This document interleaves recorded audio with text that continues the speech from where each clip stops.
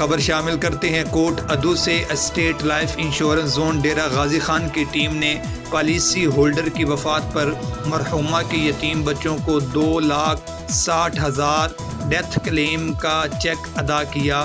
اس موقع پر علاقہ مکینوں کی بڑی تعداد موجود تھی۔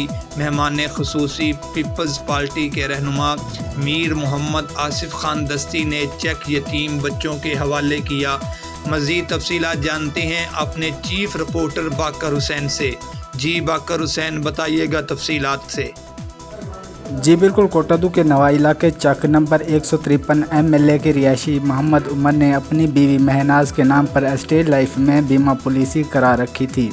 مرحومہ نے ایک قسط 12,000 جمع کرا رکھے تھے کہ اس دوران مہناز بی بی کا انتقال ہو گیا، جس پر اسٹیٹ لائف کی طرف سے مرحومہ کے بچوں اور خاوند کو اسٹیٹ لائف کی طرف سے ڈیتھ کلیم 2,60,000 چیک دیا گیا۔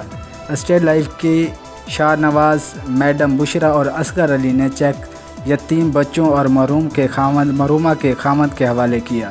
میر آصف خان دستی اور طالب حسین جعفری نے اسٹیٹ لائف کی اس کاوش کو سراہتے ہوئے پوری ٹیم کو خراج تحسین پیش کی۔ جی